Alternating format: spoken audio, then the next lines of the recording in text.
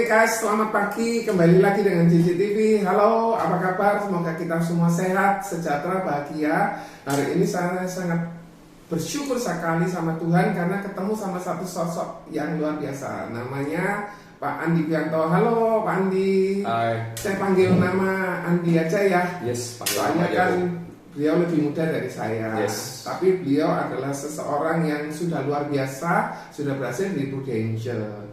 Andi, boleh nggak cerita siapa sih Andi ini, backgroundnya apa? Boleh nggak cerita sedikit? Oke, halo guys. Ya, kebetulan saya hari ini dapat kesempatan nih, dapat kunjungan yang luar biasa dari Ko Joni, dan saya ucapin terima kasih ya Ko, udah mampir ke tempat saya juga. Oke, tadi Ko nanya background saya siapa? Ya, Siapa betul. Andi Buyanto? Betul ya. Ya, sebenarnya Andi Buyanto ini Ko, awal join ya di Prudential. Saya sebenarnya adalah nasabah Prudential Ko. Oh, pertama kali Pertama jadi kali nasabah. jadi nasabah. Oke. Jadi kalau saya boleh kronologikan, saya jadi nasabah itu di tahun 2004. 2004 sudah jadi nasabah. Nasabah Prudential. Oke. Ya, kebetulan kan saya baru merit 2003. Setahun kemudian berpikir lah ya, kok rasanya perlu nih asuransi Perlu buat asuransi. saya dan keluarga. Oke. Ya. Nah, tapi kalau ditawarin jadi agent itu sebenarnya saya udah dari tahun 2002. Oh, oke. Ya. Cuma yang namanya anak muda ya kok ya, begitu ada tawaran jadi agen asuransi kan pasti say no dulu. Oh, Ya, oke. kenapa? Karena kita punya persepsi yang berbeda dulunya. Karena saya berpikir jadi agen asuransi itu sangat gak meyakinkan, ya, nggak mungkin bisa buat kita kaya. Jadi begitu ada tawaran jadi agen asuransi, ya saya bilang sorry, nggak pernah ada dalam kamus saya untuk jadi agen asuransi. Waktu itu apa? Sempat kerja atau punya usaha atau apa? Oke, well, saya tahun 2000 itu sudah punya bisnis sendiri kok, walaupun bukan Tahun bisnis. 2000 Tahun punya 2000. bisnis. Waktu itu usia berapa? Tahun 2000 berarti saya 19 tahun yang lalu. Sekarang 40 potong 19 berarti masih 21 tahun. 21 sudah punya 21 usaha. tahun ya, punya Oke. usaha. Cuma bukan usaha yang besar-besar banget ya. Oke. Saya cuma jual nomor cantik sih dulu. Nomor Cantik. operator Ya, telepon. nomor operator telepon dulu. Saya Oke. jual yang namanya dari produknya Telkomsel ya.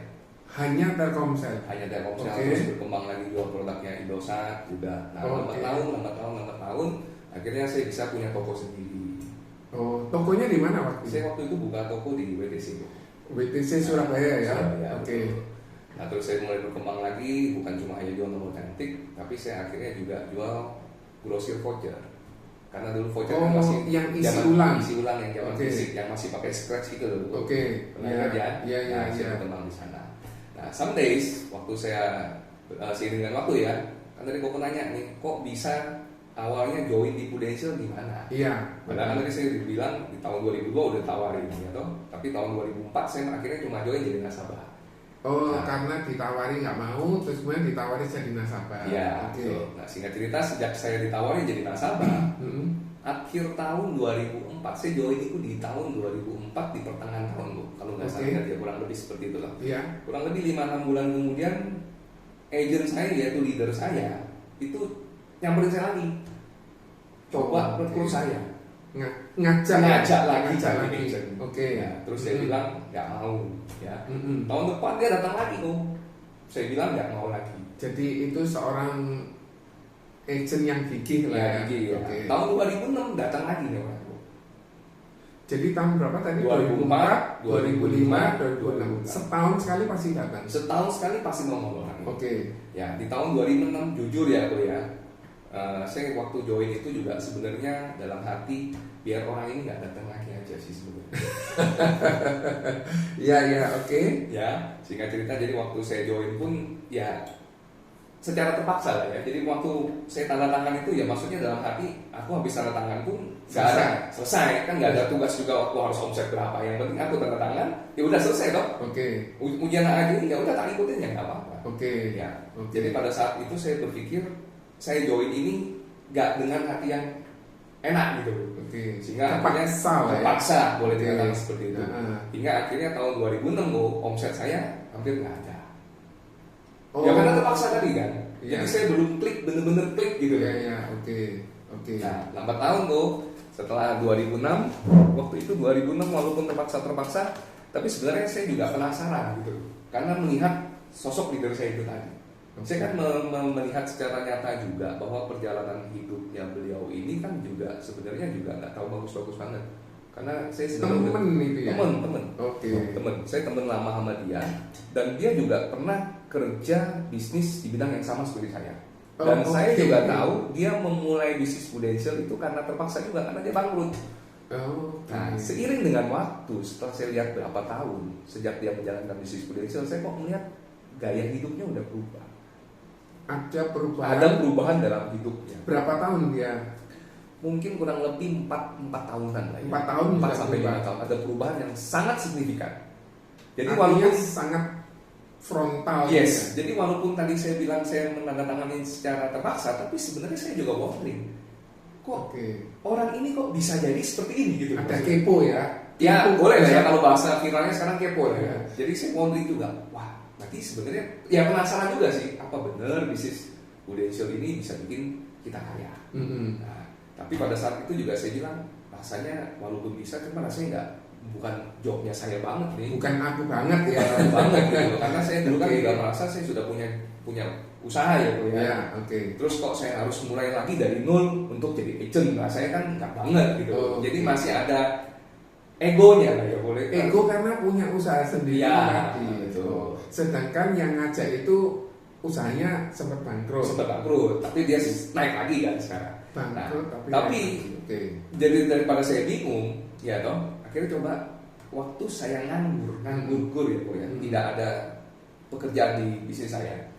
Ya, saya coba menawarkan yang tadi sempat diajarkan ke saya. Oh, jadi meskipun cuma tanda tangan ya tetap ada proses ngajari. Ya, ada ngajari. Dan saya diajarin cuma 3 kali rasanya kalau saya nggak salah ingat ya.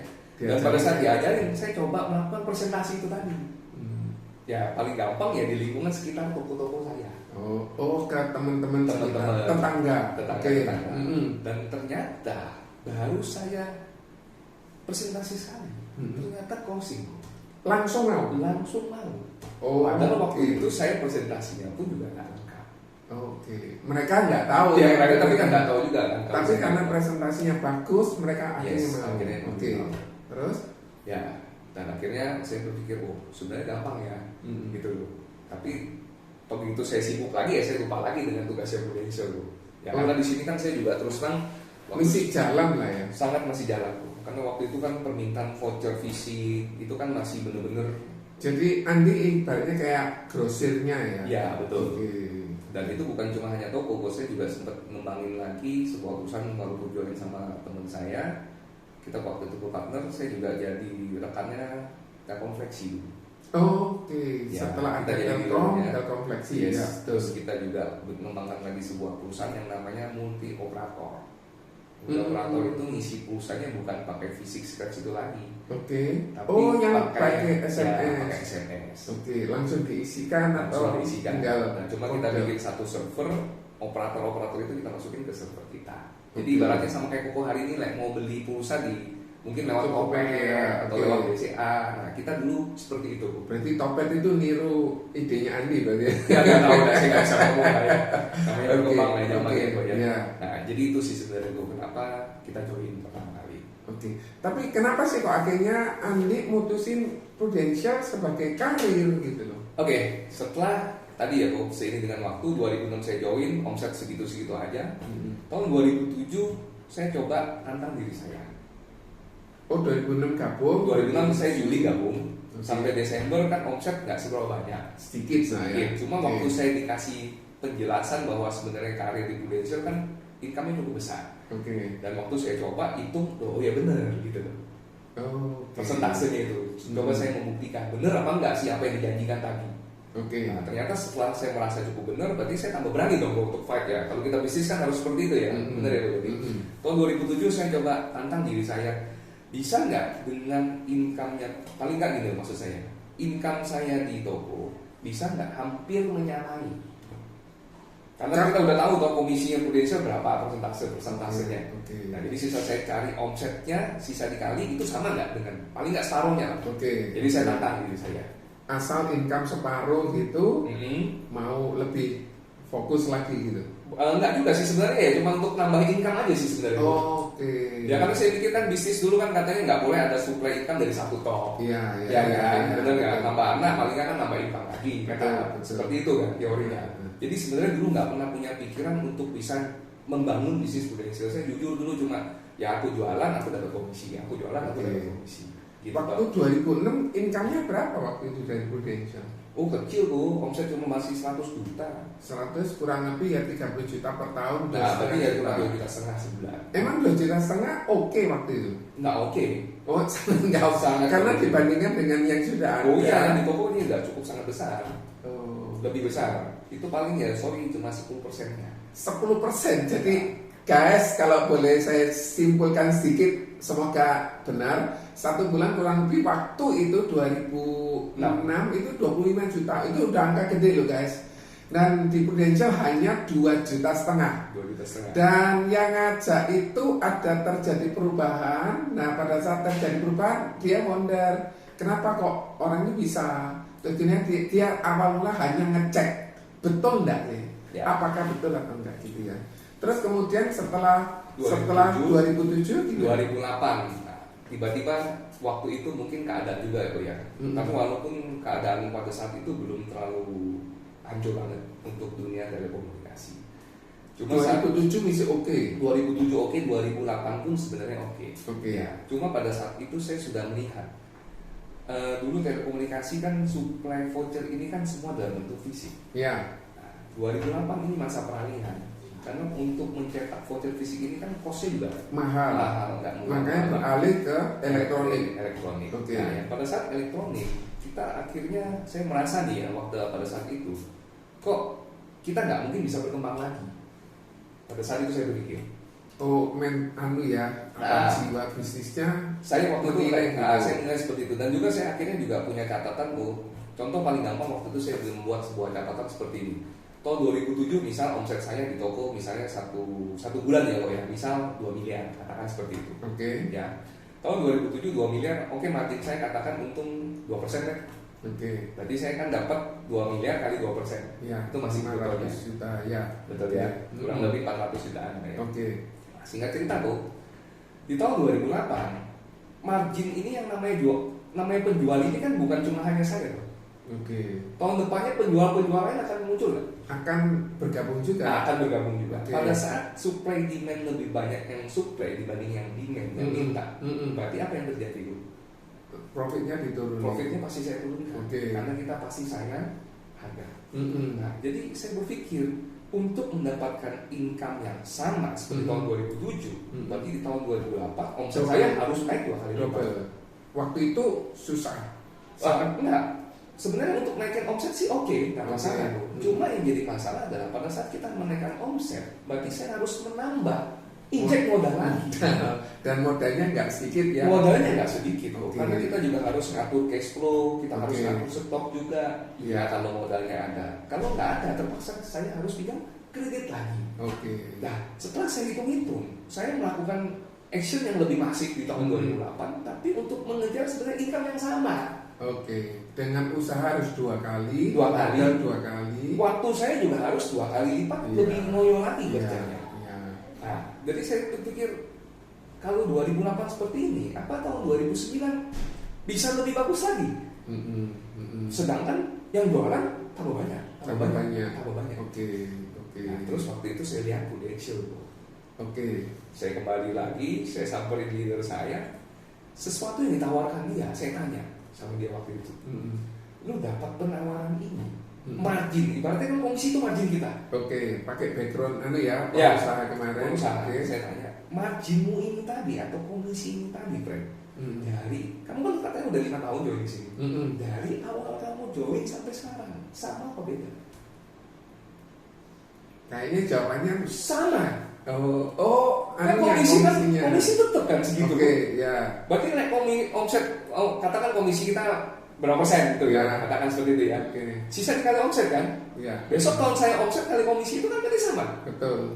Betul. Walaupun agent tambah banyak, tetap komisi segitu dong. Betul, betul. Benar ya? Ya. Nah, itu saya berpikir simpel seperti itu aja sih. Oke. Saya nggak ngomong dulu berpikir bisnisnya mau saya kembangin gimana. Oh, jadi ini compare ya? Jadi saya compare dulu. Oke, ya. Nah, jadi awal ceritanya akhirnya, wah ini rasanya sih harus diperjuangkan habis-habisan nih. Oke. Nah, setelah itu juga sama leader saya, dia briefing saya juga, ini sebenarnya lu pikir oke lah nih, kalau lu cara pikirmu seperti itu bagus, ya.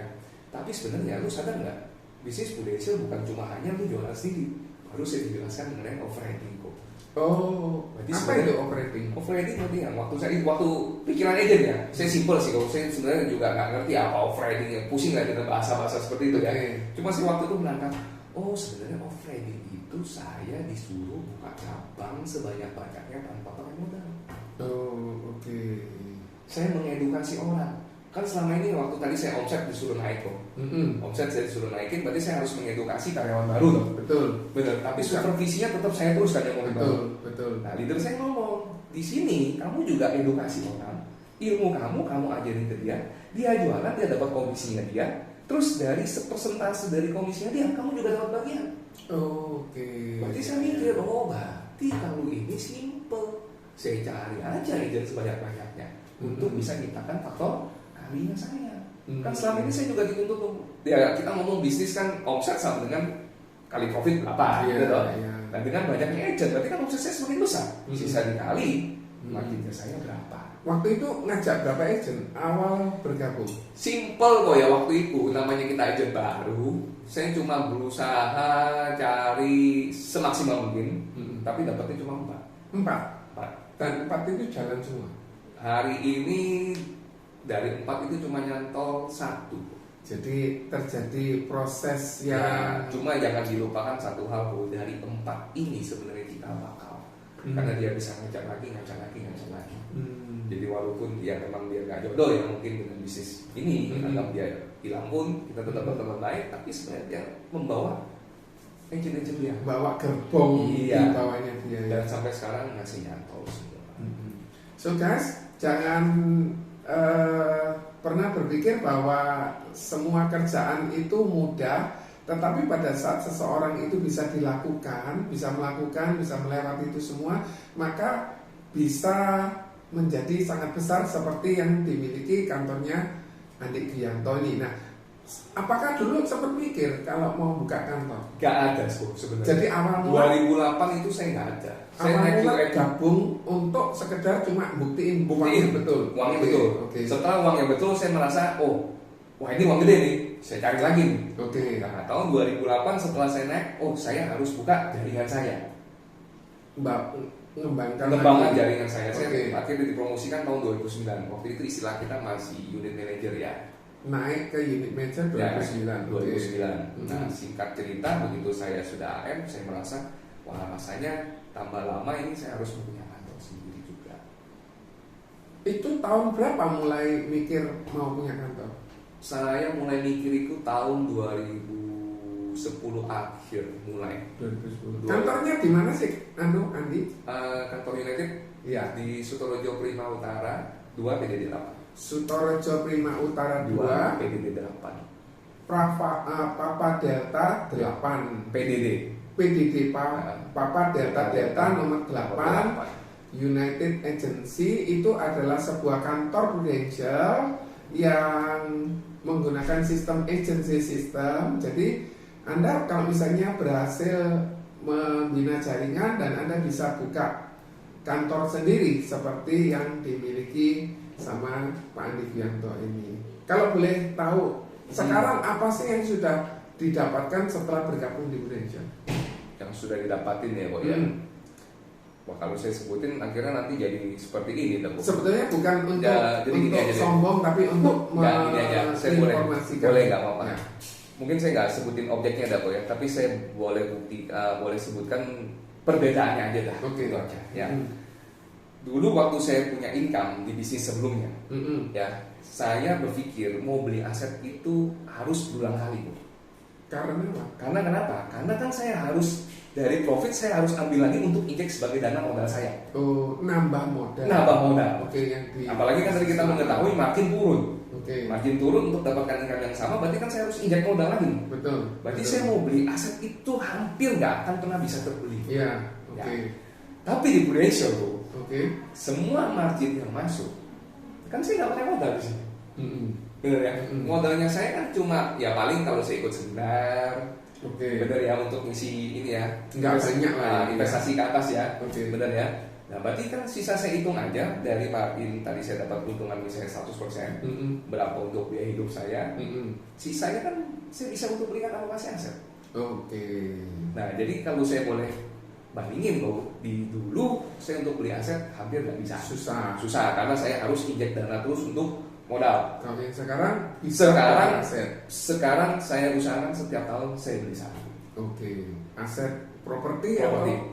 Jadi guys, ada hal yang baik yang kita perlu pelajari. Kalau kita punya income, kita harus tambah dalam bentuk aset, yang mana aset itu akan meningkat. Jangan sampai kita beli asetnya turun pada saat cicilan kita selesai. Ya cuma itu tergantung portfolio masing-masing lah ya.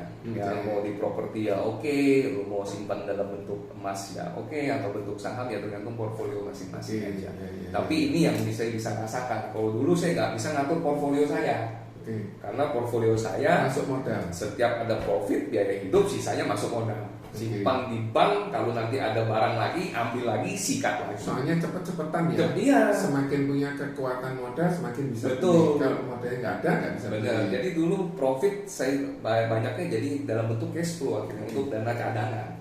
Untuk injek dalam bentuk modal nanti suatu saat. Gitu. Selain aset yang didapatkan, apa lagi? Selain tadi properti, ini ya, maksudnya ya, kepuasan ya.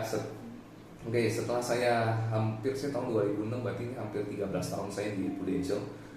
Ya saya merasa puas, saya bisa mengelola antara waktu saya dan dalam mengelola juga mencari income saya. Jadi ibaratnya kalau dulu kan saya ibaratnya gini loh, boleh saya ngomong, dulu saya yang dikejar oleh pekerjaan. Sudah nyemplung modal, ibaratnya masa saya nggak bisa-bisa. Ya kan, contoh dulu, misalnya Lebaran aja saya dulu nggak bisa kesana kemari Lebaran nih. Karena waktu kita jual voucher kan dulu Lebaran kan banyak yang tutup. Atau hari-hari tertentu kan banyak toko-toko tutup. Bener. Saya buka. Memang saya dapat profit, tapi kan waktu saya untuk liburan kan nggak ada. Tapi hari ini di Prudential saya bisa ngatur waktu libur saya, waktu untuk keluarga. Jadi lebih fleksibel time aja sih sebenarnya. Jadi ada kesempatan untuk jadi hidup itu kan harus imbang juga ya, benar ya Pak Jody. Jadi nggak bisa kita ngomong bahwa hidup itu cuma hanya untuk cari uang aja, ya nggak bisa. Tapi bagaimana sih kamu bisa menikmatin dari uang yang kamu peroleh, kamu bisa menikmatin hidup kamu. Jadi lebih imbang, lebih selaras saja. Emang kepuasan selain punya aset, punya atau waktu, apalagi kepuasan yang didapetin? Kepuasan yang dapetin itu tadi saya waktunya lebih freedom, saya sama passive income. Ya.